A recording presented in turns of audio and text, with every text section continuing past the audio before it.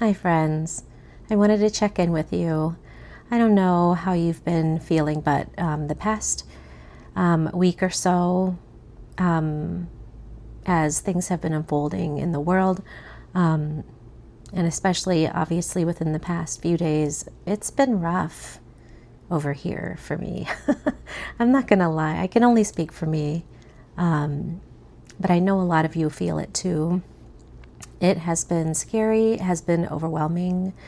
I have felt anger, I have felt sadness and grief for everything that other people are experiencing as well, for humanity, for the state of affairs, and just wishing that it didn't have to be this way. And yet the reality is that it is this way right now. And as you know, like, my take on overwhelming feelings is not to minimize them. It's actually to feel them powerfully, to let them be present. And I'm not going to pretend like even that was easy for me, because with kids at home, I really slip into this mode of crisis management and needing to portray all the strength and all the calm, and I could feel it welling. I could feel the emotions that I was not allowing myself to feel starting to well up in my body. I could feel it as tension in my shoulders. I had a really big lump in my throat. My chest felt tight. I could see even on my own face a worry. And I just had to take timeouts. I was going to say a timeout, but it was actually several small timeouts to find myself a quiet place, to cry, to feel into what was present in my body. It was really hard because, I feel as though part of what our task is to do this work so that then we can reach a place of groundedness again, which we can't do if we bypass the feeling. To get the information from the feeling, to let it powerfully inform us, and then to reground ourselves and find a way to be a bridge between what's happening here in the 3D and what is trying to unfold in the spiritual. And by that I mean letting one foot be powerfully in the human and the other foot be powerfully planted in a very hopeful place that still truly believes in the best possible outcome for everything that's unfolding, whether it be on the world stage or in our own lives, and that fully believes that that there is good in the world, and refusing to let the heaviness translate into bitterness in our own energy system, so that we become a beacon and connect with one another energetically and can hold that powerful energy down in the world. I think that that is the work right now. That is really what so much of this is about. A lot came up for me that I wasn't expecting as I let myself sit with the emotions, and not all of it was about how scary things are in the world, although that was a huge chunk of it. But as we often encounter when we sit with our emotions, there are layers.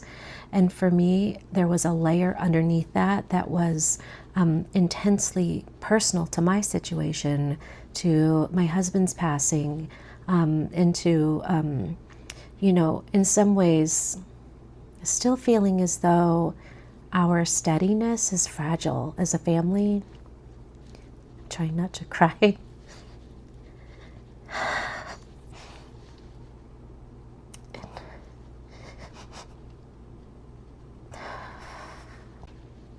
And really being afraid of anything that could disrupt what I'm trying so hard to reestablish for my babies. I want them to feel safe in the world, and so much of this was connected to previous trauma and grief and feeling very alone when times are hard. And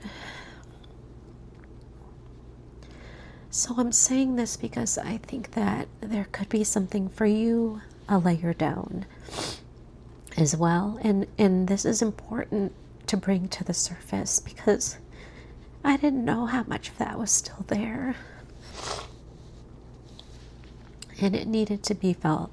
I needed to allow it to have space so that it could be used for information and for transmutation. Like for me, it, led to some conversations with my kids. It led to some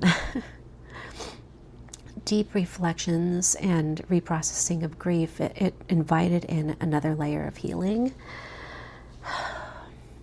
which then allows me to connect more authentically with my genuine core self, which is a being that has been through a lot. And I'm not going to pretend like, I can't pretend like that's not true. And I believe that our stories are really our strengths, and we hold them inside. And really there's so much power in sharing them. And I'm getting off topic a little bit, but I think that it's all connected. That you don't have to power through your fear alone. That in encountering those aspects of ourselves and sharing it, as opposed to putting on some sort of image that like everything is fine all the time. It's not true for anybody. I just wanted to share a little bit of what I'm encountering and, I don't know, humanize that process a little bit. I wanted to also share a breathing exercise with you, and this is really helpful for me. It's something that I was practicing a lot in the past few days, and it might have a name, but I just call it ladder breathing.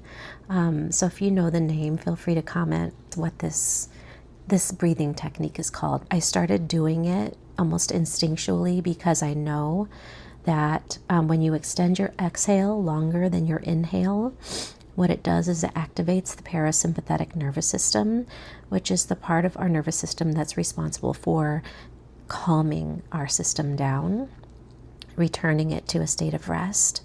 And so this breathing involves longer exhales than inhales, and it also involves a process for scaffolding us toward deeper and deeper breaths, because there's something to me that I find really soothing about meeting my body where it is before moving it on to where I'd like it to be. And where it often is when I'm in overwhelm is in a place of shallow breathing.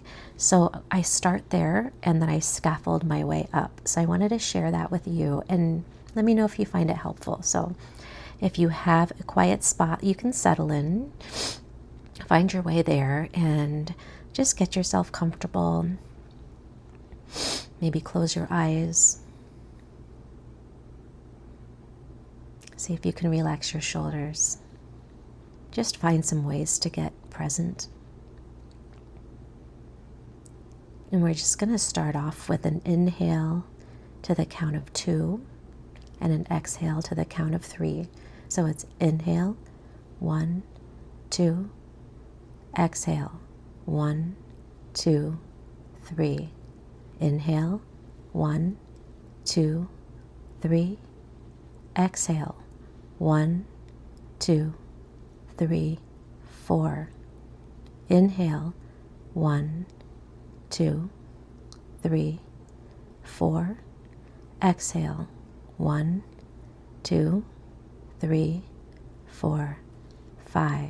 Inhale, 1, 2, 3, 4, 5. Exhale, 1, 2, 3, 4, 5, 6. Inhale, 1, 2, 3, 4, 5, 6. Exhale, 1, 2, 3, 4, 5, 6, 7. Inhale, 1, 2, 3, 4, 5, 6, 7. Exhale like you're blowing out a candle.